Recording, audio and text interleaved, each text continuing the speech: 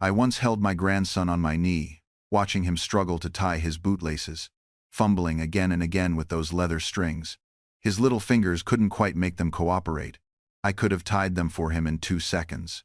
My hands knew the motion so well I could do it in my sleep, but I didn't reach down. I waited. I watched those small hands work, watched frustration flash across his face, watched him bite his lip the way his father used to. And then, after maybe the 10th try, the loops came together. His whole face lit up like Philadelphia on the 4th of July. He looked at me with eyes so bright they could have guided ships to harbor, and I realized something that shook me to my very core. What I taught him in that moment of patience, of letting him struggle, of believing he could do it, that would ripple forward into every challenge he'd ever face. That single moment of not rescuing him was a seed I planted in soil I'd never see fully grown. This is what haunts me now, as I reflect on my 84 years walking this earth. It's not the treaties I signed or the inventions I created or the words I published that will matter most. It's the invisible things I taught, the beliefs I planted, the character I either built or neglected to build in those who came after me.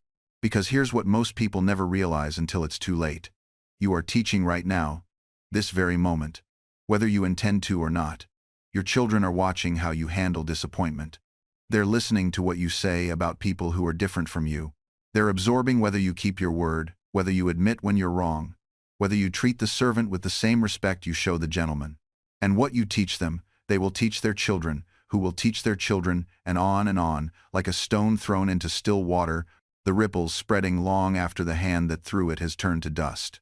I've watched empires crumble not from the sword of the enemy, but from the rot within, from fathers who taught their sons that might makes right, from mothers who whispered to their daughters that cruelty is strength if you call it by another name. Character is not some abstract virtue we debate in parlors over tea. It is the very mortar that holds civilization together, and when it crumbles, everything built upon it comes crashing down. You want to know what immortality looks like? It's not statues in parks or your name in history books. It's the boy who grows into a man of honor because you showed him what honor means. It's the girl who stands up against injustice because she watched you do it when it cost you something. That's the legacy that matters. That's the mark you leave that time cannot erase. But here's the bitter truth they don't tell you. Teaching character is harder than teaching anything else, because you cannot fake it.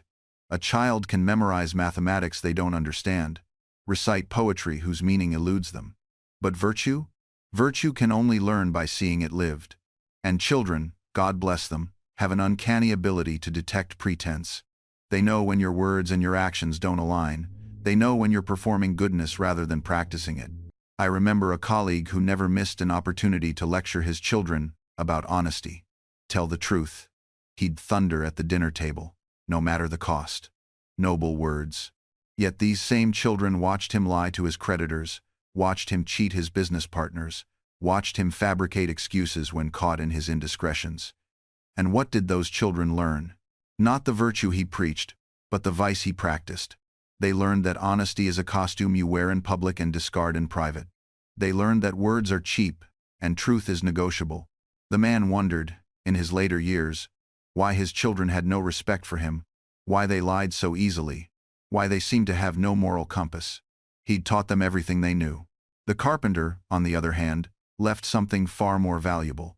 He left skills, yes, the ability to measure twice and cut once, to see the grain in the wood before the blade touches it. But he left something deeper. He left the understanding that excellence is not a destination but a practice. That mastery comes from 10,000 small corrections. That there is dignity in doing ordinary things extraordinarily well. His children learned to finish what they started. They learned that shortcuts create more work than they save. They learned that your reputation is built one interaction at a time and destroyed in an instant. But here's what strikes me most profoundly as I observe this pattern across generations. The difference between these two men wasn't talent or opportunity or even initial intention. It was simply this one treated his life as raw material to be shaped with care, while the other treated it as a stage for performance. The father who performs teaches his children that life is about appearance. The father who builds teaches his children that life is about substance. And children, though they cannot articulate it, feel this difference in their bones. I've watched families disintegrate not from lack of love, but from lack of integrity. The parents loved their children of that. I have no doubt. They worked long hours, provided material comforts, and spoke words of affection. But they did not provide the one thing children need most. A living example of someone who lives by a code, who means what they say, who does what they promise. Children are not fooled by our words. They watch what we do when we think no one is watching. They hear how we speak about others when those others are not present. They notice when our private behavior contradicts our public pronouncements. They are taking notes on everything, building an internal map of how the world actually works, based not on our speeches, but on our actions. The tragedy is that most parents believe they are teaching their children values through their words, their lectures, their rules. They sit their children down for important talks about honesty, about hard work, about treating others with respect. And then they go about their daily lives, contradicting every word. I have watched fathers preach the importance of integrity while lying to their wives about where they spent the evening. I have observed mothers lecturing about kindness while speaking cruelly about neighbors the moment they leave the room. I have seen parents demanding respect from their children while showing none to each other, to service workers, to anyone they deem beneath their station. The child absorbs it all. Not the words, those evaporate like morning mist, but the actions? Those burn themselves into the very architecture of a developing mind. I recall visiting a merchant's home in Philadelphia where the father, a successful tradesman, gathered his 3 sons each Sunday evening to read them passages about frugality and the dangers of waste. Beautiful words, earnestly delivered. Yet, this same man would throw perfectly good food to the dogs rather than preserve it, would purchase new tools before the old ones had dulled, would commission new furniture while the existing pieces remained sturdy and serviceable. His sons heard the sermons, but they learned the truth, that words are for show, that actual behavior need not align with professed values, that hypocrisy is simply how men of means conduct themselves. 20 years later, all 3 boys had squandered their inheritances. The father, bewildered and heartbroken, could not fathom how his sons had turned out so differently from what he had taught them. But they had not turned out differently at all. They had become precise replicas of what he actually was, rather than what he claimed to be. This is the invisible curriculum that every family teaches, whether they intend to or not. It is more powerful than any school, more influential than any book, more lasting than any sermon. You cannot hire someone to teach it for you. You cannot delegate it to institutions or programs. The teaching happens in every moment, in every interaction, in every choice you make when you think no one is watching. But someone is always watching. Your children are watching. They're taking notes on how you handle disappointment when dinner burns.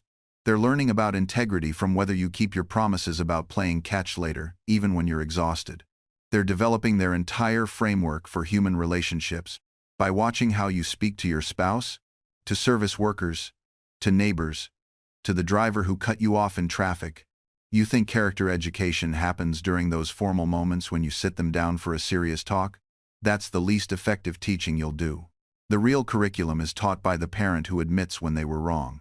The lasting lessons come from watching you struggle with your own temper, your own impatience, your own fears, and choosing the harder right over the easier wrong anyway. I watch modern parents outsource everything. Education in schools, values to churches, entertainment on screens, character development for sports coaches. And then they wonder why they feel so disconnected from their own children, why their influence seems to evaporate right around the time those children hit adolescence. Let me tell you something about influence. It's not purchased through material provision. It's not secured through permissiveness or control. It's earned through presence, through consistency, through being the kind of person worthy of imitation. Your children don't need you to be perfect. They need you to be real. They need to see you face challenges with courage. They need to watch you treat others with dignity, even when it costs you something. They need to observe you working hard at things that matter, failing sometimes, getting back up, and improving. Because here's what I learned in my own complicated journey as a father. Your children will forgive your absences if they understand your purpose, but they'll resent your presence if all you offer is criticism and control. They'll overlook your mistakes if you own them, but they'll rebel against your authority if you demand perfection you don't demonstrate yourself. I once knew a merchant who spent every evening in his counting house, tallying profits, planning expansions, securing his family's financial future. Noble work, he'd tell himself. Necessary work. His son would bring him drawings from school. and he'd glance up briefly before returning to his ledgers. Very nice. Now let father work. The boy stopped bringing drawings. Started spending time with other men in the neighborhood, not the best influences, if I'm honest. By the time the merchant finally looked up from his books with real attention, his son was 17 and essentially a stranger. The saddest part? The merchant hadn't failed for lack of love. He'd failed because he thought providing was the same as parenting. He'd confused the times means times with the times meaning asterisk. Here's what I mean about being worth imitating. Your integrity has to run deeper than your rules. If you tell your children that hard work builds character, then they need to see you working at difficult things, not just demanding comfort and convenience. If you preach about treating people with kindness, they'd better never hear you berating the servants or speaking cruelly about your neighbors the moment you think they're out of earshot. Children have extraordinarily sensitive hypocrisy detectors. You can't fool them with Sunday manners if Monday through Saturday you're someone else entirely. I made this mistake more than once. I'd lecture William about responsibility while I pursued my own interests with sometimes reckless abandon. I'd talk about the importance of family while I was, frankly, failing at it in ways that still pain me to admit. And my son noticed every contradiction, stored them up, and eventually threw them back at me during our worst arguments. You speak of virtue, father, but where was your virtue when? The specifics don't matter. What matters is that he was right. Not entirely, not about everything, but right enough that I had no moral ground to stand on. That's when I learned that being worth imitating requires something terrifying. Consistency. Not perfection, God knows I never achieved that, but consistency between what you say and what you do, between who you pretend to be and who you actually are when nobody's watching. The young man left my shop that day, and I never saw him again, but his words stayed with me like a splinter I couldn't remove. I started paying attention to the distance between my public pronouncements and my private actions. The gap was humbling. I wrote eloquently about industry and frugality in Poor Richard's Almanac while living comfortably enough to afford luxuries many couldn't dream of. I preached about virtue while my personal life was, shall we say, complicated. I advocated for colonial unity while nursing petty grudges against rivals. The hypocrisy wasn't absolute. I genuinely believed in the principles I espoused, but the execution was inconsistent enough to make me a fraud in the eyes of anyone paying close attention. Here's what most people don't understand about character. It's not built in moments of decision, it's built in moments of tedium. It's not the dramatic choice to save a drowning child that reveals who you are, of course, you'd save the child. It's whether you return the extra change when the shopkeeper miscounts in your favor. It's whether you keep your promise to a child with the same seriousness you'd keep it to a magistrate. It's whether you tell the truth when lying would be easier, and no one would ever know the difference. I began what I called my project of moral perfection around age 27. Laughable name, I know. The arrogance of it still makes me wince. I listed 13 virtues I wanted to cultivate: temperance, silence, order, resolution, frugality, industry, sincerity, justice, moderation, cleanliness, tranquility, chastity, and humility. I made a little book with a page for each virtue, marked with columns for each day of the week. Every night, I'd put a black mark next to any virtue I'd violated that day. The goal was to have a completely clean page 7 days without a single mark against any virtue. I never achieved it. Not once. Not in all my years of trying. But here's what I did discover, and this, perhaps, is the more valuable lesson. The attempt itself transformed me in ways I never anticipated. You see, when I began this experiment, I thought virtue was about achieving perfection. I thought it was about never failing, never stumbling, never showing weakness. But as the weeks turned into months, and the months into years, I realized something profound. Virtue isn't about perfection at all. It's about attention. Every evening, when I sat down with my little book and marked my failures, and believe me, there were plenty, I wasn't just recording mistakes. I was becoming more aware, more conscious, more deliberate in my choices. Before this system, I lived like most people do, on autopilot, reacting to circumstances rather than choosing my responses. If someone irritated me, I snapped back without thinking. If an opportunity for idleness presented itself, I took it. If a conversation grew dull, I dominated it with my own voice. But the act of tracking my behavior, the simple discipline of reviewing each day, created a gap between stimulus and response, a space where choice could exist. I remember one particular incident that illustrated this beautifully. I was in a heated debate with a fellow printer about some trivial matter, the proper way to set type for a particular pamphlet, if I recall correctly. In the past, I would have argued my point with all the force and stubbornness I could muster. I would have needed to win, to prove myself right, to dominate the conversation. But that day, I caught myself.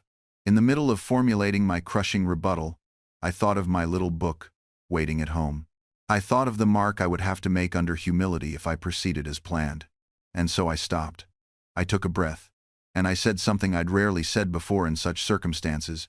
You know, you might be right. I hadn't considered it from that angle. The look on his face was worth more than any victory in argument could have been. His expression shifted instantly from defensive to curious. The walls came down, and what followed was one of the most productive conversations I'd had in months.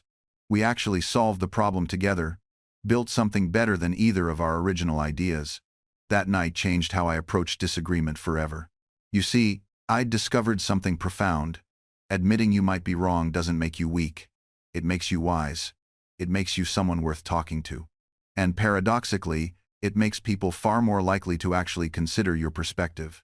I started practicing this deliberately. When someone challenged me, instead of immediately defending, I'd pause. I'd ask myself, is there any truth in what they're saying? What am I missing? More often than I wanted to admit, there was something valuable there. I began using phrases like, I could be mistaken, help me understand your thinking, and, that's an interesting point I hadn't fully considered. Not as manipulation tactics, mind you, but as genuine invitations to explore ideas together. The transformation was remarkable. People who'd previously avoided debating with me started seeking out my opinion.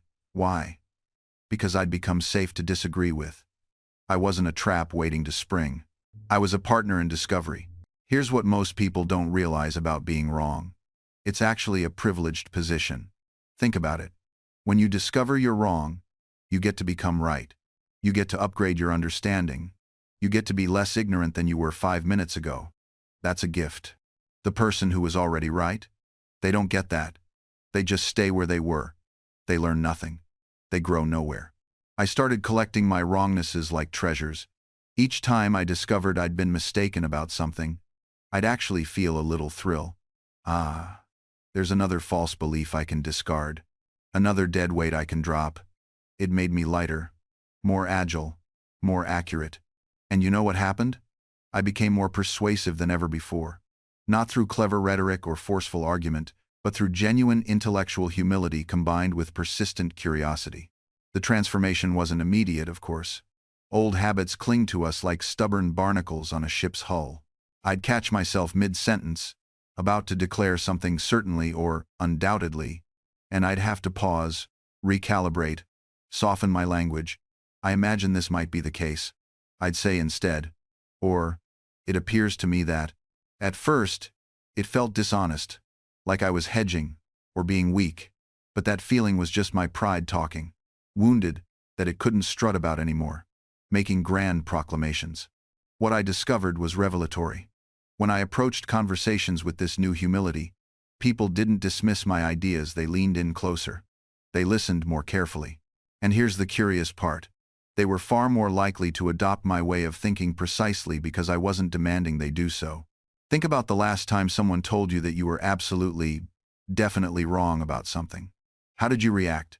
If you're like most people, you probably dug your heels in deeper. That's human nature. We're built to resist being conquered, even when it's just our opinions on the battlefield. But when someone says, I may be mistaken, but here's how I've been thinking about this, well, that's an invitation, not an assault. Your defenses are lower. You're curious now about their perspective because they've already acknowledged yours might have merit. I used this approach in the Pennsylvania Assembly constantly. We were debating a new militia bill. This was during the French and Indian War, and opinions ran hot. The Quaker members opposed anything resembling military organization in principle. The Proprietary Party wanted something entirely different. And there I was, trying to find common ground in a room full of men who'd rather chew glass than compromise. The old Benjamin would have stood up and delivered a withering speech about why my proposal was obviously superior. The new Benjamin? I asked questions instead. Might we find a way to protect our borders that doesn't violate the conscience of our Quaker friends? I asked. I confess I don't fully understand all the objections. Could you help me see what concerns you most? This wasn't manipulation. I genuinely wanted to understand their positions, and in understanding them, I could craft solutions that addressed their actual concerns rather than the concerns I assumed they had. The bill we eventually passed wasn't exactly what I'd originally envisioned. It was better. It had the wisdom of the whole room baked into it, not just my solitary perspective. And here's what nobody tells you about that kind of compromise. It didn't just create better legislation. It created something far more valuable. It created buy-in. When people see their concerns reflected in the final product, when they recognize their own words woven into the tapestry, they don't just tolerate the outcome, they champion it. They become co-owners of the solution. I've watched this dynamic play out 100 times in my years. The proposals that sailed through, rarely, are the brilliant ones conceived in isolation. Almost always, the messy, collaborative efforts were where everyone had skin in the game. You know what killed more good ideas than bad ones in those early American years? Pride. Pure, stubborn, inflexible pride. I saw men of genuine genius, and I mean that sincerely, tank perfectly viable solutions because they couldn't stomach the thought of their original vision being altered. They'd rather see their proposal die pure than live compromised. What a tragic waste. Because here's the paradox they never grasped. The moment you invite genuine collaboration, the moment you truly open yourself to other perspectives, your idea stops being just yours. And that's not a loss, that's an upgrade. You're trading sole authorship for collective ownership. You're exchanging your limited viewpoint for the compounded wisdom of the group. I learned to love that exchange. Genuinely love it. There was this wonderful moment. Must have been 1776. Everything was chaos. We were drafting documents that would outlive us all. When someone completely rewrote a section I'd labored over for days. Just different words, different structure, different emphasis. And you know what? It was better, clearer, more powerful. Old Ben Franklin might have bristled, might have defended his prose, argued for his phrasing, dug in his heels. But by then, I'd learned the secret. I wasn't there to write the best Franklin document. I was there to help create the best American document. Once I understood that distinction, collaboration became not just tolerable but essential. The ego, you see, is a terrible editor. It can't distinguish between personal attachment and actual quality. It confuses our ownership of an idea with the idea's inherent value. I learned this lesson most painfully during my work on what I called my boldest political pamphlet. A piece I'd spent weeks crafting, certain it would reshape the colonial debate on representation. I'd woven together historical precedent, philosophical argument, and what I thought was rather brilliant satirical wit. When I finally showed it to a trusted circle of friends, their faces told me everything before their words could. The arguments were sound, they said carefully. The research is impeccable. But the tone was so convinced of its own cleverness that it would alienate the very people I hoped to persuade. I'd been writing to impress rather than to illuminate, to showcase my wit rather than to serve the truth. The pamphlet never saw publication. I burned it myself. That fire taught me more than any success ever could. The art of receiving criticism begins long before anyone opens their mouth. It begins with the conscious choice, made in advance, to treat feedback as intelligence rather than attack. Think of yourself as a general receiving reconnaissance from the field. The scout who brings you news that your planned route is blocked by enemy forces is not your adversary. He's quite possibly saving your entire campaign. Yet how many of us shoot the messenger? How many times have you felt that hot flush of defensiveness rise in your chest the moment someone begins a sentence with, "I'm not sure this works because..." I developed a small practice that served me remarkably well. Before showing my work to anyone, I would write down this simple sentence. This person is about to give me information I cannot obtain any other way. I'd look at those words until I felt their truth settle into my bones. Because here's what makes criticism so uniquely valuable: it reveals the gap between your intention and your execution, between what you meant to communicate and what you actually conveyed. You cannot see this gap yourself. It's impossible. You're standing too close to your own work, too embedded in your own assumptions.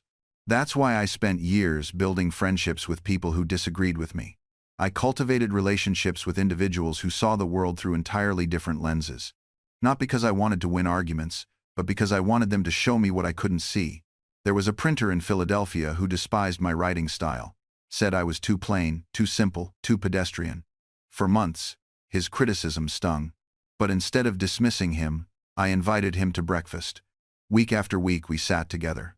He tore apart my work with surgical precision, and slowly, grudgingly, I began to see what he saw. He wasn't wrong. My early writings were clumsy in ways I couldn't perceive from my own vantage point. He showed me the blind spots in my reasoning, the assumptions I didn't know I was making. That relationship made me a better writer, not because he was superior, but because he was different. This is the mechanism that which feedback actually operates. It's not about collecting opinions like shells on a beach. It's about finding people who occupy different positions in intellectual space, who can triangulate the location of your errors from angles you cannot physically access. Most people reverse this entirely. They seek feedback from people most like themselves. They ask friends who share their taste. They consult mentors who work in identical styles. This creates an echo chamber that masquerades as validation. True feedback requires diversity of perspective. You need the person who finds your work too academic and the person who finds it too simplistic. You need the reader who craves more emotion and the reader who wants pure logic. You need the critic who thinks you're too cautious and the one who thinks you're too bold. Each perspective reveals a facet of reality that's invisible from where you stand. Together, they construct a three-dimensional understanding of your work's actual shape in the world. But here's where most people stumble catastrophically. They believe all feedback is created equal. They think their job is to collect all opinions and then somehow average them together, creating a compromise that satisfies no one and excels at nothing. This is precisely backward. The wisdom you need lies not in collecting every opinion, but in knowing which opinions actually matter. When I was developing the lightning rod, countless people offered their thoughts. Religious leaders declared I was interfering with divine will. Superstitious neighbors insisted that pointed rods would attract lightning rather than protect against it. Social commentators worried about the aesthetic impact on colonial architecture. I listened to all of them, but I didn't weigh their opinions equally. The only feedback that truly mattered came from people who understood electrical phenomena, from those who had studied atmospheric conditions, and critically, from the homeowners whose buildings had been struck by lightning. Everyone else was offering opinions based on fear, tradition, or personal preference, not understanding. Here's the framework I developed for filtering feedback, and I've watched it work across 3 centuries of innovation. First, consider the source's proximity to the actual problem you're solving. A person who has never experienced your problem firsthand is offering theoretical feedback. A person living with that problem daily is offering empirical feedback. These are not equivalent. Second, evaluate whether the critic has successfully solved a similar problem themselves. It's remarkably easy to critique from the sidelines. It's infinitely harder to actually build something that works. I learned to give exponentially more weight to feedback from fellow inventors and practitioners than from armchair philosophers. Third, distinguish between feedback about your execution and feedback about your vision. If someone says your approach to solving a problem is flawed, that's potentially valuable. If someone says the problem itself isn't worth solving, that tells you more about them than about your work. When I proposed the public library system, I received 2 distinct types of criticism. Some people said, libraries are a wonderful idea, but your subscription model won't work. You need a different funding mechanism. Others said, common people don't need access to books. This entire endeavor is misguided. The first type of feedback helped me refine the system. The second type I dismissed entirely, because it came from people whose worldview I was explicitly trying to change. You must develop this discernment, because undiscriminated feedback will paralyze you. You'll find yourself trying to satisfy contradictory demands, diluting your work until it becomes utterly generic. The graveyard of innovation is filled with projects that died not from lack of effort, but from trying to please everyone. This leads us to perhaps the most counterintuitive principle of all. Sometimes, the best response to feedback is strategic indifference. I don't mean arrogance or dismissiveness. I mean the cultivated ability to hear criticism, acknowledge it, and consciously choose not to act on it, not out of stubbornness, but out of strategic clarity about your direction. When I first published Poor Richard's Almanac, I received endless suggestions about what else I should include: medical advice, legal counsel, religious sermons, agricultural techniques beyond what I already offered. Each suggestion came from a well-meaning place, and each would have added value for someone. But had I incorporated them all, the almanac would have become an unwieldy encyclopedia that lost its essential character, the wit, the accessibility, the memorable aphorisms that people actually quoted. Its power came from what it was, which required being clear about what it wasn't. Strategic indifference isn't about ignoring your audience. It's about protecting the essence of your work from the death of 1,000 compromises. The truly successful creators I've observed, whether in my century or yours, all share this quality. They can smile, nod, thank someone for feedback, and then return to their work completely unchanged if that feedback doesn't align with their vision. They've developed what might be called productive deafness to certain frequencies of input. This selective responsiveness becomes especially crucial as your work gains traction. Success attracts attention, and attention brings an exponential increase in opinions. Most of these opinions will be noise projections of what the critic would do, reflections of their preferences rather than insights into your work's potential. The paradox is this: the more people care enough to give you feedback, the more disciplined you must become about which feedback matters. Popularity doesn't validate direction. Commercial success doesn't mean you've found your authentic voice.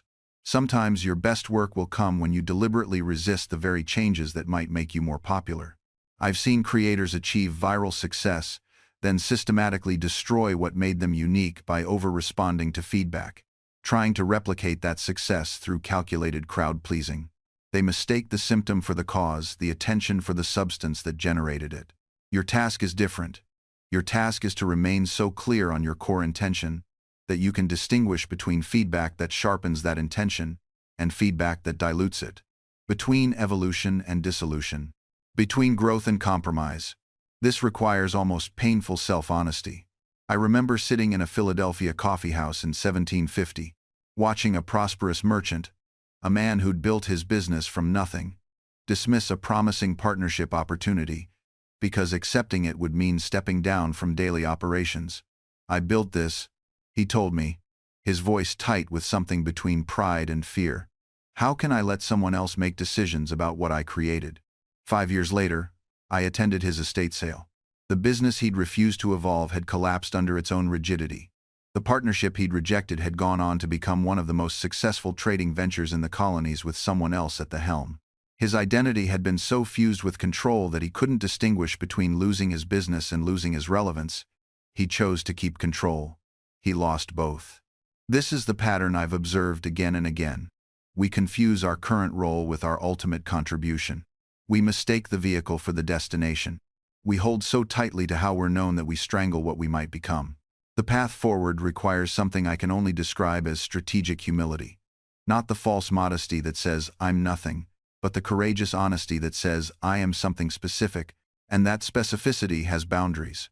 It means asking, what is the irreplaceable core of what I offer? What parts of my current success are actually limitations in disguise? What would I do if this platform disappeared tomorrow, not as a catastrophe, but as liberation? These aren't comfortable questions. They require us to excavate beneath layers of identity we've spent years constructing. They demand we distinguish between what we've built and who we actually are. I think of my own printing business, the enterprise that first brought me wealth and recognition. There came a moment when I realized that continuing to personally oversee every publication would mean abandoning other contributions only I could make. The experiments, the diplomacy, the civic innovations. I could be Philadelphia's best printer, or I could be something more expansive. Not better, more expansive. The choice required releasing one identity to inhabit another. This is the threshold where many of us now stand. The algorithm that elevated us is showing cracks. The audience that gathered is beginning to scatter. The formula that worked is yielding diminishing returns. We can shore up the walls, or we can ask what structure we're actually meant to build. And here's the part that truly intrigues me. Some companies are already asking that question. Not announcing grand pivots, not rebranding, just quietly building different walls in different patterns. I'm watching businesses that grew fat on surveillance capitalism now investing in local data processing. Not because regulation forced them, because they see the writing etched in silicon. Customers will pay premiums for privacy once they understand the alternative. I'm seeing subscription fatigue reach such peaks that companies are returning to, can you believe it, ownership models. Selling software you actually own again. Films you can keep. Music that doesn't vanish when licensing deals expire. Not nostalgia. Economics. When subscription costs exceed what customers will bear, the pendulum swings.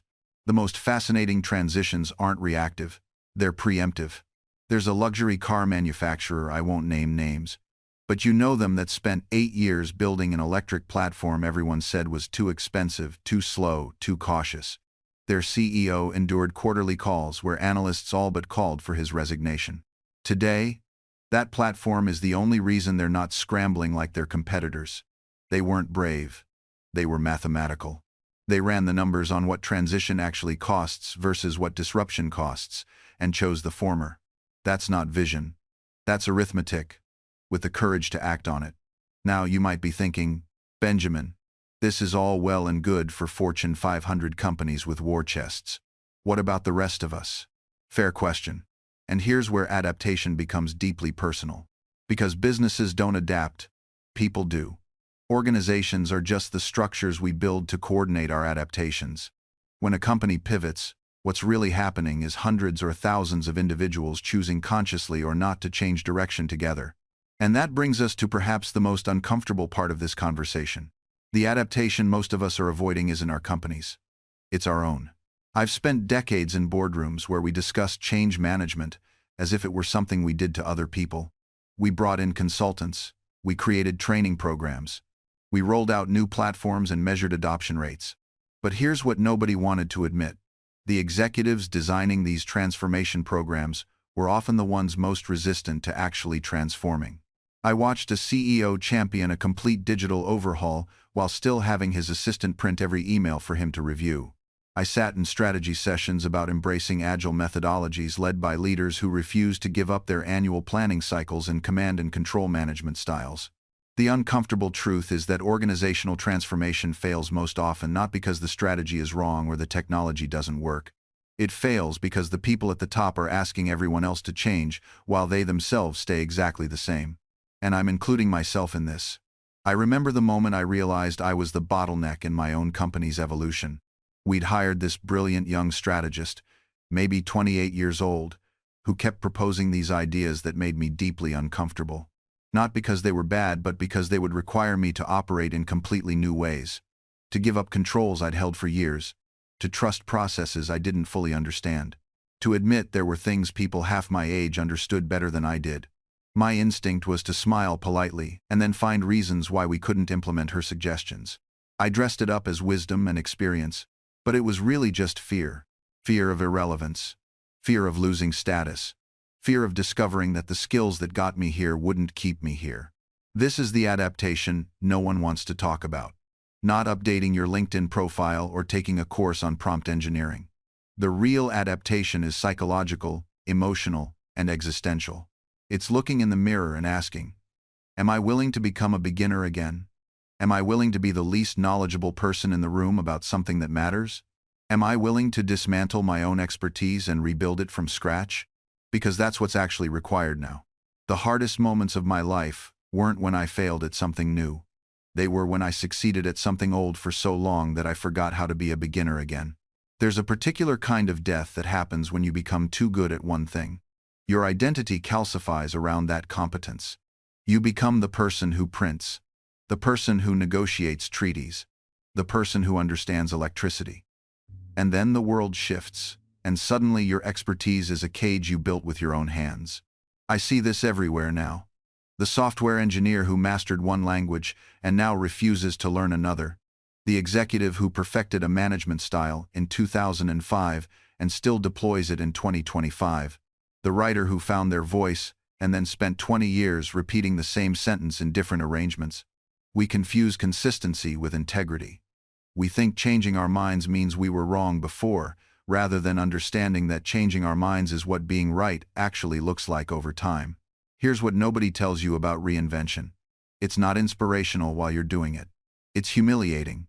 It's watching younger people grasp in minutes what takes you hours. It's the internal monologue that whispers, "You used to be someone," while you fumble with basics. But that humiliation? That's not a bug. That's the feature. That's the price of admission to the next version of yourself. I learned French at 40. Took up music composition at 56. Started studying demographics and population theory in my 70s. Not because I was particularly good at any of it, but because being bad at something new kept me alive in a way that being good at something old never could. The question isn't whether you can learn. It's whether you can endure the gap between deciding to learn and actually knowing. Most people quit in that gap. They return to what they've mastered because mastery feels like home. But here's the truth. Staying in that home too long turns it into a tomb. You know what separates the people who remain relevant across decades from those who don't? It's not intelligence. It's not even adaptability. Not really. It's the willingness to be embarrassed. To raise your hand and say, "I don't understand this yet," in a room full of people who assume you should. To learn to pivot. To admit when your strategy isn't working. To say out loud, "I was wrong about that." These aren't easy things. They bruise the ego. And ego is the silent killer of so many businesses, relationships, and dreams. I see it constantly. Someone builds their entire identity around being the expert in something. And then the landscape shifts. The expert designation becomes a cage. They can't adapt because adaptation would mean admitting their expertise has expired, and that admission feels like death. But here's what I learned through all those experiments, all those pivots. Your identity isn't your knowledge. It's your capacity to acquire new knowledge. The printer who learns about electricity doesn't stop being valuable, he becomes more valuable. The diplomat who studies economics doesn't lose his negotiation skills, he gains new tools. Every skill you add multiplies the value of the skills you already have. It's compound interest, but for your brain. And let me be clear, I'm not talking about becoming a dilettante, someone who dabbles in everything and masters nothing. That's the opposite of what I'm describing. I'm talking about depth in multiple areas, real curiosity, real commitment to understanding. When I studied ocean currents, I didn't just read about them. I mapped them. I talked to sailors. I tested hypotheses. I published papers. When I studied medicine, I didn't just attend lectures. I experimented. I questioned. I contributed to the knowledge base. Adaptability without depth is just a distraction. But depth without adaptability is obsolescence. You need both. And here's something nobody tells you about reinvention. It gets easier each time. The first time you have to completely rethink your approach to something, it's terrifying. Your brain fights you. Everything in you wants to retreat to what's familiar and comfortable. But the second time, you recognize the feeling. You know you've survived it before. By the third or fourth reinvention, it's almost exciting. You start to see change not as a threat, but as an opportunity to become a more interesting version of yourself. I reinvented myself so many times I lost count. Printer, writer, scientist, inventor, diplomat, founder. Each transition taught me that I was more than any single role could contain. And so are you. You're not climbing one mountain. You're range-hopping each peak, giving you a view to the next. Some people will call this scattered. They'll say you lack focus. Let them.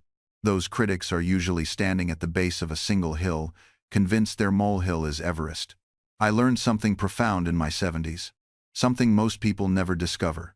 The deepest mastery comes not from narrowing your focus, but from widening your connections. When I studied ocean currents, that knowledge didn't distract from my printing, it taught me about flow and resistance, concepts I applied to writing and persuasion. When I mapped electrical pathways, I was really mapping how ideas conduct through society. Every skill you acquire becomes a lens. The more lenses you have, the more dimensions you see.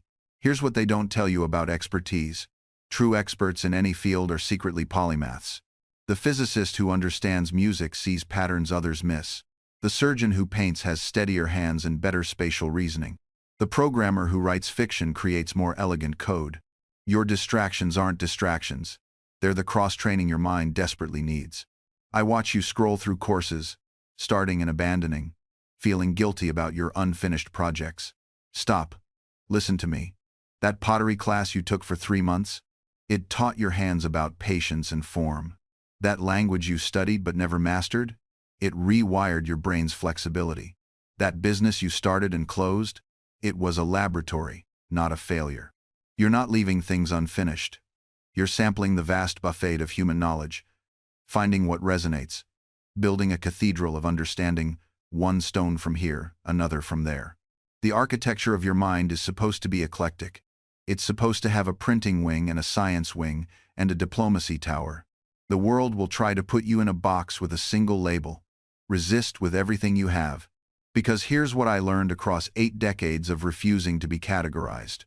The moment you accept someone else's definition of who you should be, you've signed away your birthright to become who you could be.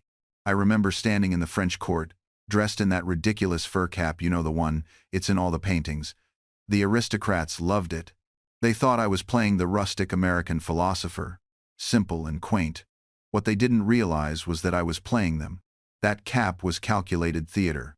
I understood their expectations and used them as a tool. But here's the thing. While they were chuckling at my provincial charm, I was negotiating treaties that would birth a nation.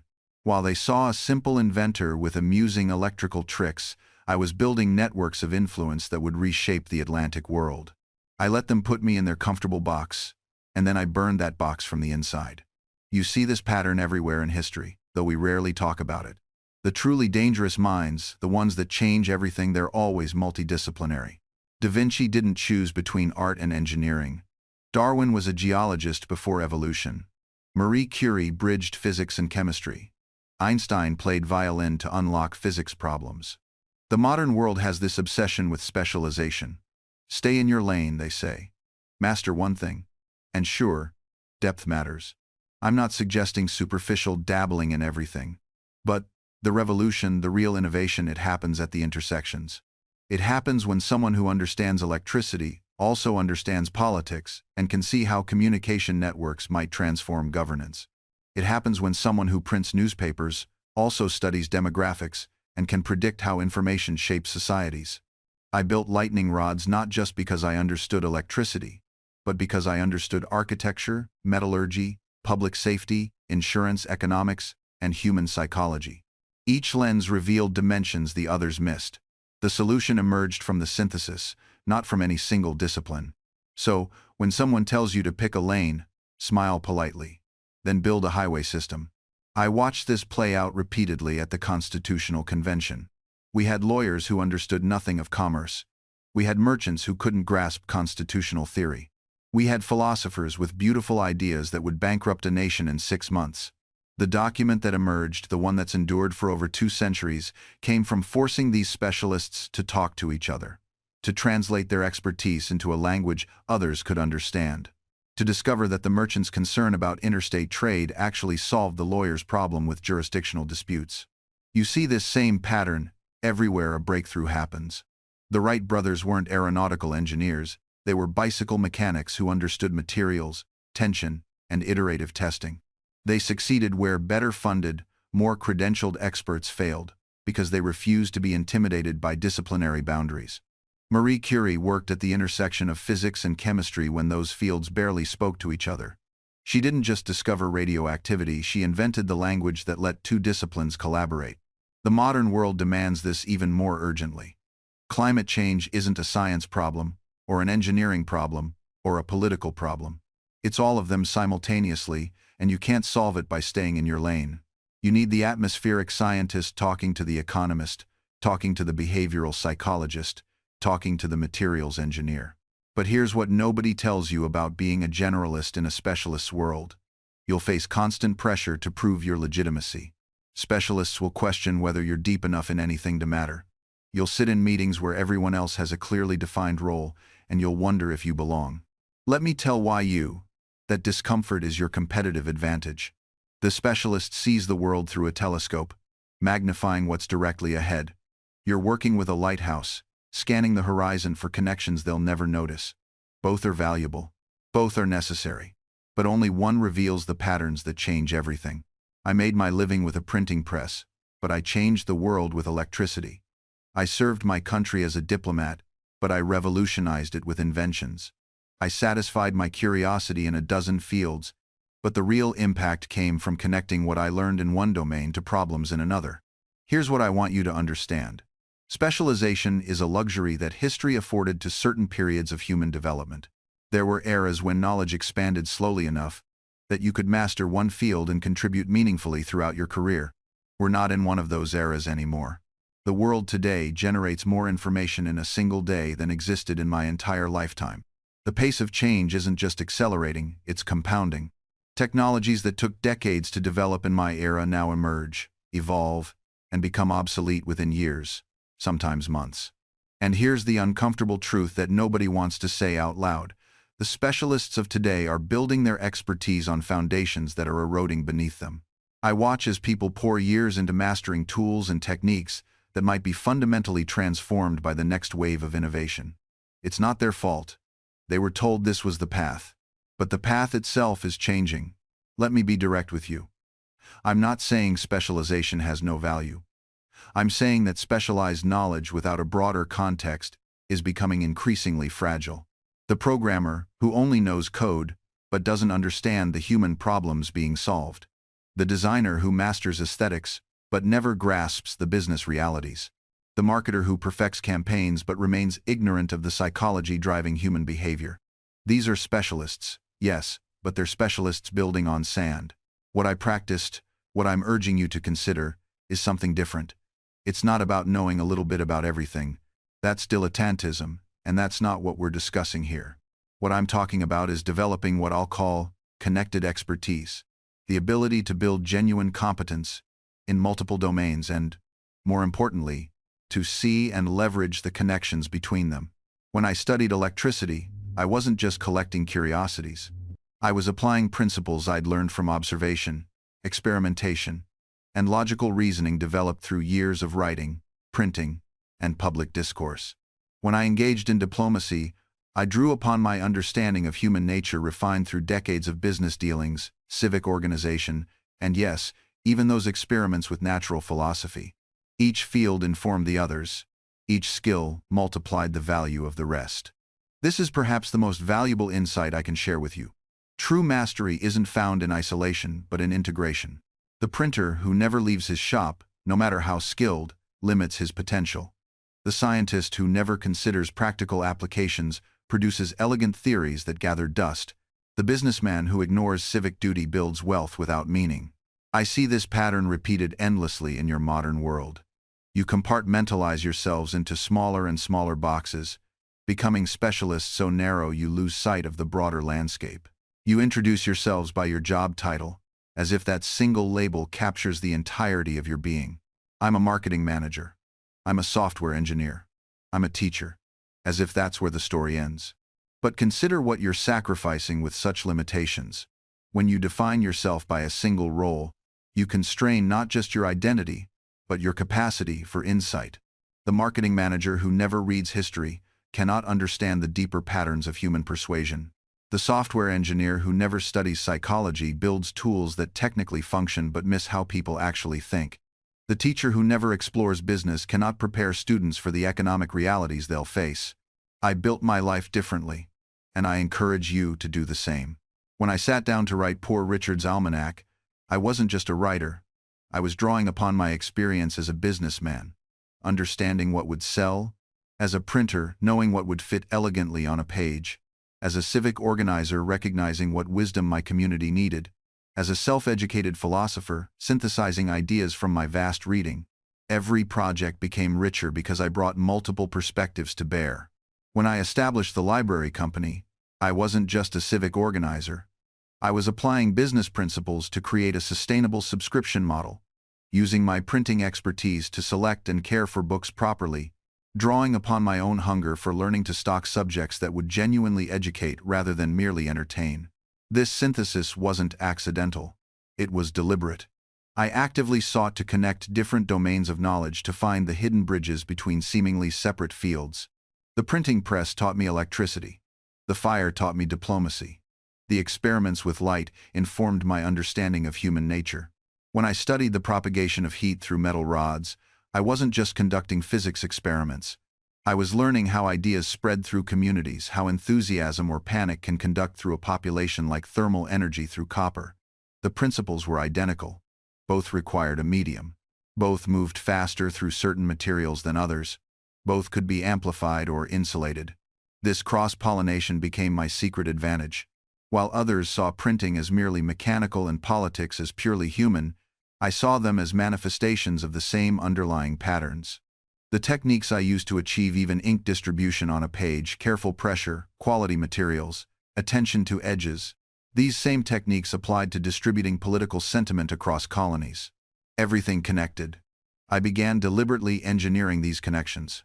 When facing a problem in one domain, I'd translate it into the language of another domain where I had more expertise, solve it there, and then translate the solution back. It was like having multiple angles of attack on every challenge. A diplomatic impasse? I'd think of it as an electrical circuit. Where was the resistance? Where could I introduce a conductor? What would create a spark? A business problem? I'd approach it like a scientific experiment. What's my hypothesis? What variables can I control? How do I measure results? This wasn't metaphorical thinking. It was structural thinking. I genuinely believed, and my results confirmed, that the same patterns govern different domains. Master the pattern in one area, and you've gained leverage in all areas. The Junto Discussion Club embodied this principle perfectly. We deliberately recruited members from different trades and professions. The question wasn't just, what do you know, but what connections can you make? A leather worker's insight might solve a printer's problem. A surveyor's method might illuminate a merchant's challenge. We were building a human neural network decades before anyone conceived of such things. This approach requires something many people resist: intellectual humility combined with intellectual courage. The humility to recognize that expertise in one field doesn't automatically transfer. The courage to make connections that others consider far-fetched or irrelevant. I've watched countless specialists dismiss insights from outside their domain simply because they came from outsiders.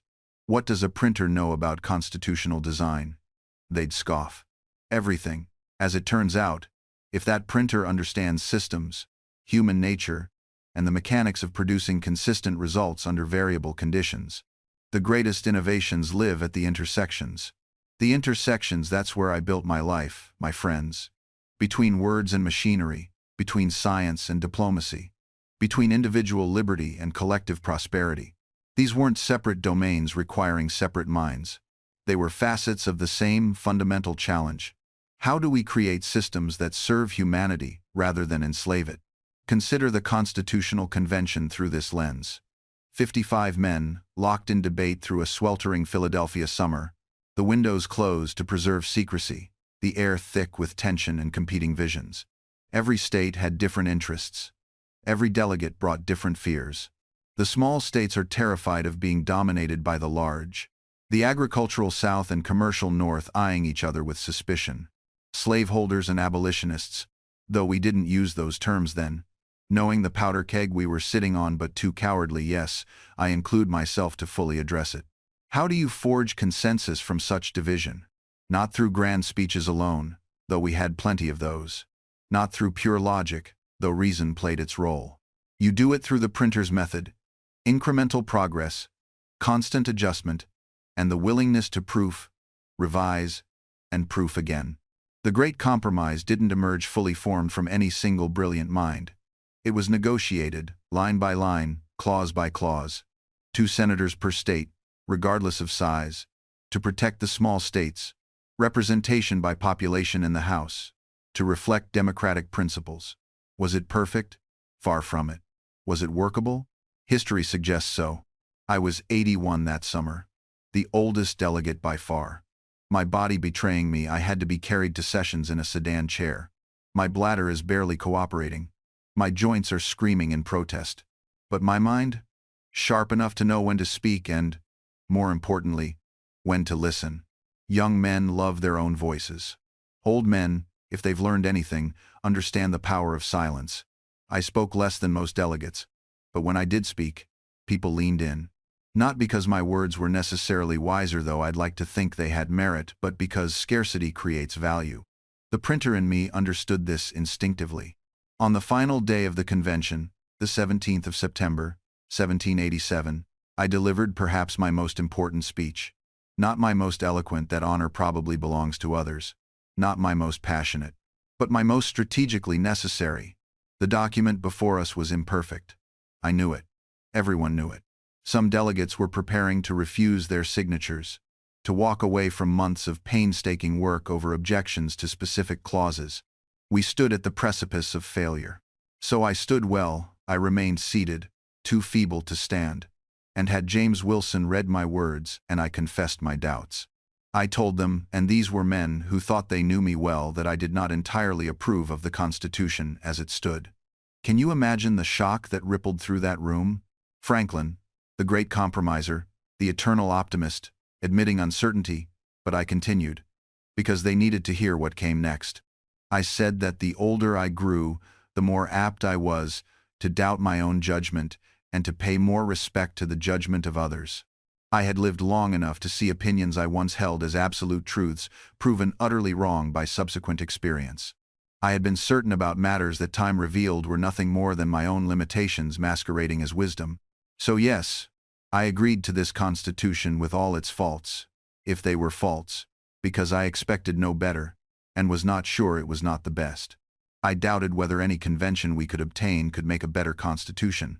When you assemble several men to have the advantage of their joint wisdom, you inevitably assemble with those men all their prejudices, their passions, their errors of opinion, their local interests, and their selfish views.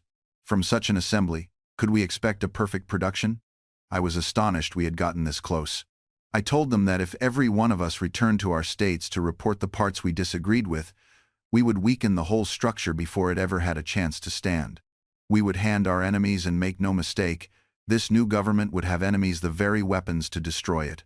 I begged every member who still harbored objections to doubt a little of his own infallibility and to sign the document. I looked at that rising sun carved into the back of Washington's chair, the one I had studied for months, wondering whether it was setting or rising. In that moment, I felt certain it was rising. We signed. Some with tears in their eyes, others with trembling hands.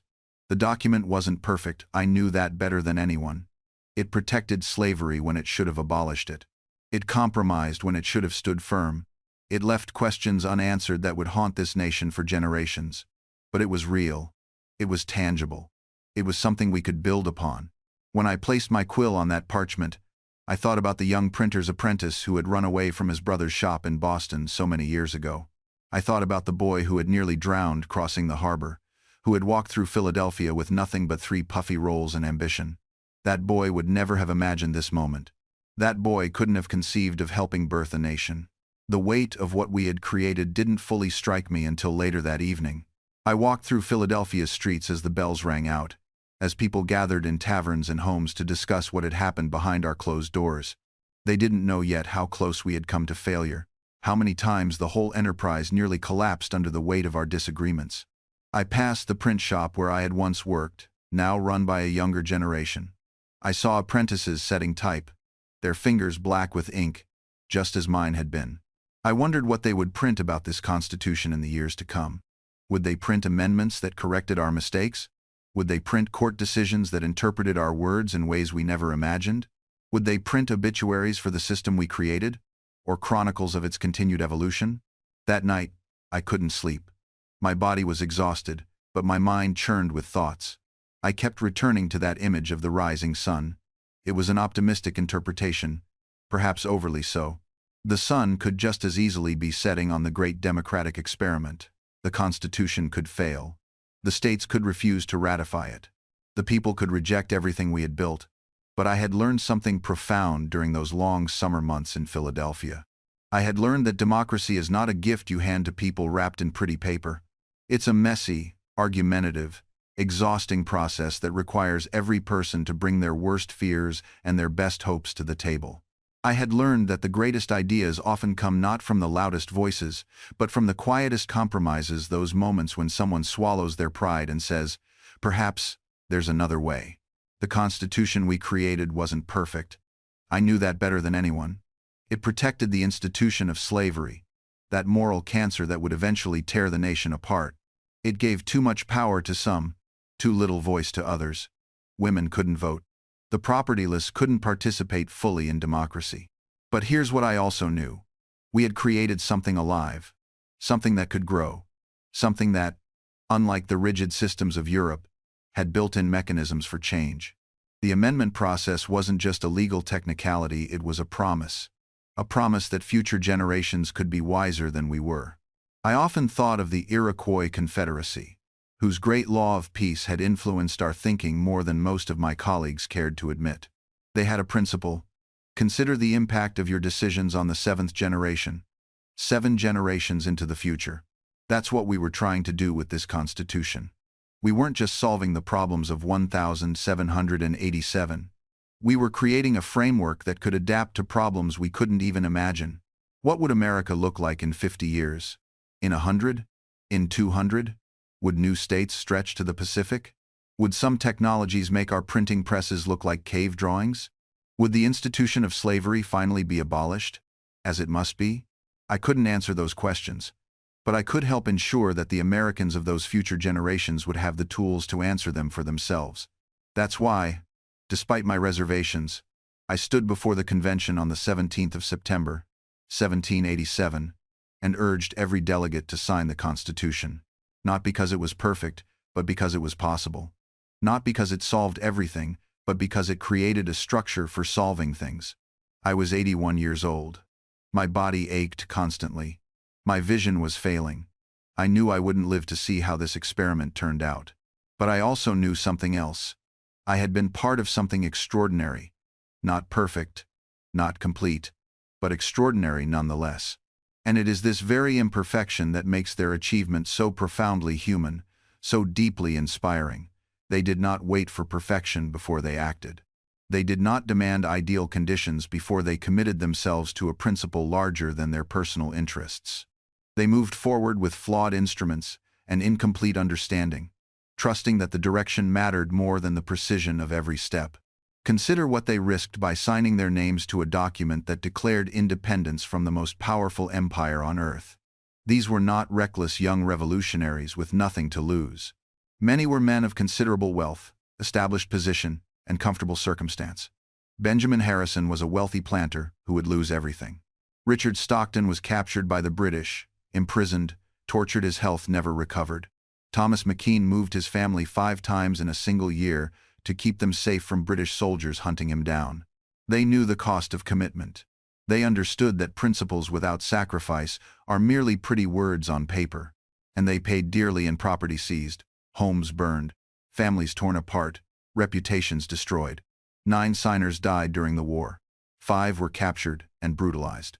17 lost everything they owned. Yet when offered pardons in exchange for recanting their signatures, not one accepted. This is what conviction looks like when it stops being theoretical and becomes existential. We live in an age where commitment has become conditional, where loyalty extends only as far as convenience allows, and where principles bend to accommodate personal comfort. We admire the idea of standing for something but find endless reasons why this particular moment isn't quite right for taking an actual stand. The framers teach us something different, that the moments when standing firm is most costly are precisely the moments when it matters most. The delegates who signed the Declaration knew they were sentencing themselves to potential ruin. John Hancock's bold signature wasn't bravado, it was acceptance of consequence. When he wrote his name large enough for the king to read without his spectacles, he was declaring that hiding was no longer an option, that anonymity was a luxury he was willing to surrender for a cause greater than self-preservation. Consider what they gave up. These weren't radicals with nothing to lose. Charles Carroll was one of the wealthiest men in America. His signature on that document put his entire fortune at risk. When someone pointed out that there were many Charles Carrolls in Maryland, and perhaps he could maintain some deniability, he added, "of Carrollton," to his signature, making certain the British would know exactly which Charles Carroll had committed treason. That's not recklessness. That's clarity of purpose so profound that protecting yourself becomes irrelevant compared to protecting the principle.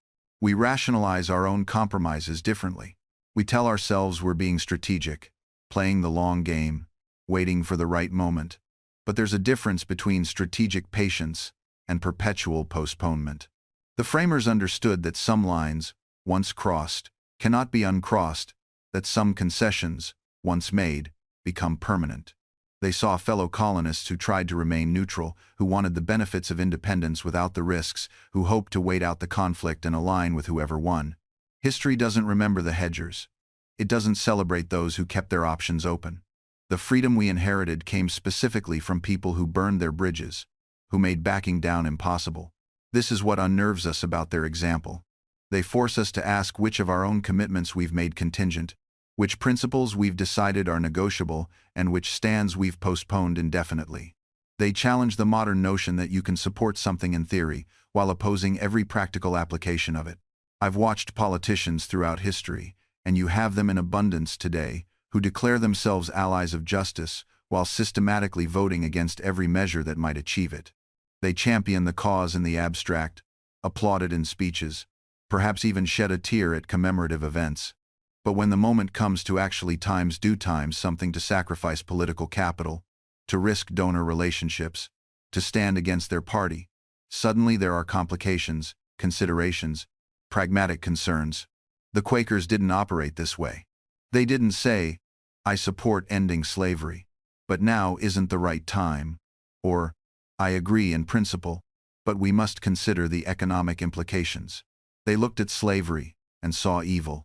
They looked at their participation in that evil and saw sin, and they stopped, immediately, completely, without waiting for consensus or permission, or favorable conditions. This is what genuine moral conviction looks like, and it's profoundly uncomfortable for us to witness, because it exposes the elaborate justifications we've constructed for our own inaction. You see, we've become experts at what I call moral compartmentalization. We develop sophisticated arguments for why our stated values and our actual behavior don't need to align. We create mental categories that allow us to care deeply about injustice while doing absolutely nothing about it. We've convinced ourselves that awareness equals action, that being informed is the same as being engaged, that sharing an article constitutes activism. The Quakers demolished these comfortable delusions. They demonstrated that if you truly believe something is wrong, you change your behavior. Not eventually. Not when it's convenient. Now. And this brings us to perhaps the most challenging aspect of their witness. They didn't just change themselves, they actively worked to change the world. Having cleaned their own house, they dedicated themselves to cleaning everyone else's. Having removed the beam from their own eye, they set about addressing the specks in others. This is where their example becomes truly radical. Many people can manage personal purity, avoiding direct participation in evil. Fewer are willing to become actively inconvenient to others, to challenge systems, to disrupt the comfortable arrangements that benefit their neighbors and friends. The Quakers who harbored fugitive slaves weren't just making personal ethical choices. They were breaking the law. Sheltering a person who'd escaped bondage was a federal crime after the Fugitive Slave Act of 1850. These friends risked imprisonment, heavy fines, and social ostracism, not to mention violence from slave catchers and angry mobs. I knew some of these people. Humble merchants, farmers, and craftspeople who decided their obedience to moral law superseded their obedience to civil law. They didn't broadcast their activities. The Underground Railroad worked precisely because people kept quiet about their participation, but within their communities, everyone knew, and the consequences rippled through their lives. One family I knew, the Garretts of Wilmington, helped more than 2,700 enslaved people reach freedom. When Thomas Garrett was finally caught and prosecuted, the judge imposed such devastating fines that they bankrupted him completely. The man lost everything he'd built over decades of labor. He was in his 60s. At his sentencing, Garrett stood before the court and said words I'll never forget. "Judge, thou hast not left me $1, but I wish to say to thee, and to all in this courtroom, that if anyone knows of a fugitive who wants a shelter and a friend, send him to Thomas Garrett, and he will befriend him." He immediately began rebuilding his business, and he continued his work on the Underground Railroad with even greater determination. By the time the Civil War made his activities legal, he'd helped hundreds more to freedom. That's the difference between passive righteousness and active moral courage. Passive righteousness says, "I would never own slaves myself." Active moral courage says, "I will actively dismantle this system, regardless of personal cost." And here's what strikes me most powerfully about the Quaker example. They understood that real change requires more than individual virtue. It requires collective action, institutional transformation, and sustained commitment across generations. The first Quaker testimony against slavery came in 1688. The formal prohibition on members owning slaves came decades later. The active involvement in abolition lasted more than a century. This wasn't a moment of moral clarity followed by immediate transformation. It was a long, difficult journey. And let me be clear about something that often gets lost in the simplified version of this history. The people who fought to end slavery weren't just motivated by abstract principles. Many were motivated by the testimonies of formerly enslaved people themselves, people like Frederick Douglass, Olaudah Equiano, and Harriet Jacobs, whose written and spoken words made the human cost undeniable. When Douglass wrote about being beaten until the blood ran down his back, when Equiano described the Middle Passage, when Jacobs revealed the sexual abuse endured under slavery, these weren't theoretical arguments. They were evidence. They were testimony. They changed minds not through logic alone, but through the raw power of lived experience. The abolition movement succeeded, in part, because it refused to let slavery remain abstract. It forced society to confront the humanity of the enslaved. It made cruelty visible. It transformed statistics into stories, property into people, economic arguments into moral reckonings. Now, here's where I need you to sit with some discomfort. Because even after the legal end of slavery in most of the world, the systems built on top of it didn't simply disappear. In the United States, slavery was replaced by sharecropping, convict leasing, and Jim Crow segregation systems designed to maintain racial hierarchy and economic exploitation through slightly different mechanisms. The 13th Amendment, which abolished slavery in America, included a critical exception: except as punishment for crime. That loophole became the foundation for a massive system of convict labor that immediately followed emancipation. Black people were arrested for minor offenses, vagrancy, loitering, breaking labor contracts, and then leased to plantations, mines, and factories where they worked under conditions that often rivaled slavery itself. This isn't ancient history. This is the architecture beneath contemporary mass incarceration. This is why your understanding of slavery needs to extend beyond 1865. Why the story doesn't end with the Emancipation Proclamation or the Civil War. The moral lesson isn't just that slavery was wrong. It's that systems of oppression adapt. They find new forms. They rebrand themselves. They survive by changing their language while preserving their function. Today, we see the same pattern repeating. The surveillance apparatus doesn't call itself surveillance. It calls itself user experience optimization. The manipulation doesn't announce itself as propaganda. It presents as personalized content delivery. The extraction of wealth isn't called exploitation. It's rebranded as the gig economy, or disruption. The language changes. The function remains. When I warned about the dangers of concentrated power, I was speaking to my own time, but I was also speaking to yours. Because the fundamental dynamics don't change, only the costumes they wear. The monopolist of my era controlled physical goods, transportation, and access to markets. The monopolist of your era controls something far more insidious: attention, information, the very architecture of how humans connect and communicate. And just as the monopolists of my time used their power to shape laws in their favor, to corrupt the democratic process, to ensure that the game remained rigged, so too do the monopolists of your time. They don't bribe officials with bags of coins in dark alleys. They fund think tanks that produce research supporting their interests. They employ armies of lobbyists. They make strategic campaign contributions. They offer lucrative post-government employment to officials who prove cooperative. The mechanism is more sophisticated, but the principle is identical. This is what I mean when I say the war never ended.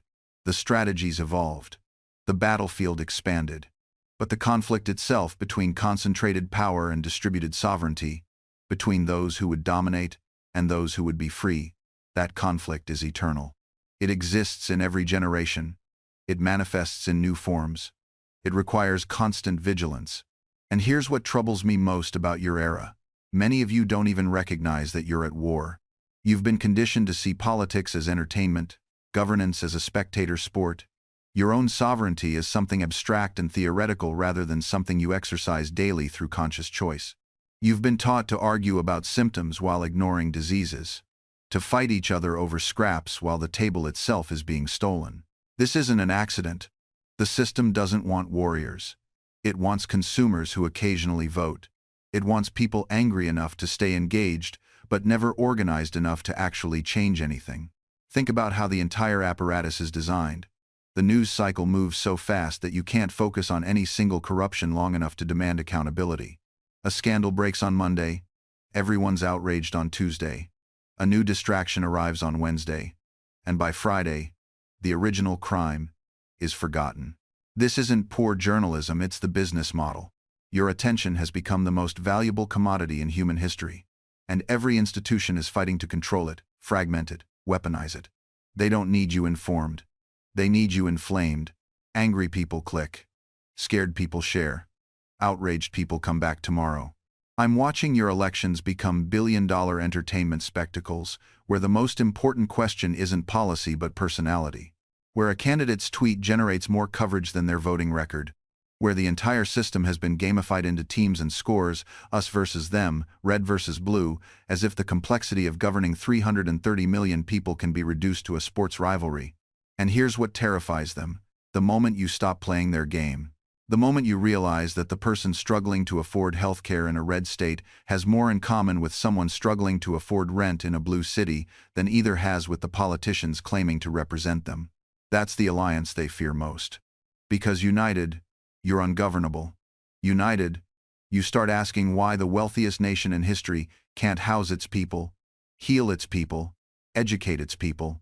You start questioning why your labor produces record profits while your wages stagnate. You start demanding that the government serve citizens instead of corporations. They've convinced you that you're divided by irreconcilable differences, but I've seen real divisions: North versus South, Federalist versus anti-Federalist, colony versus empire. Your current divisions, most of them are manufactured, carefully maintained, profitable. The real divide isn't left versus right. It's top versus bottom. It's those who've rigged the system versus everyone trying to survive in it.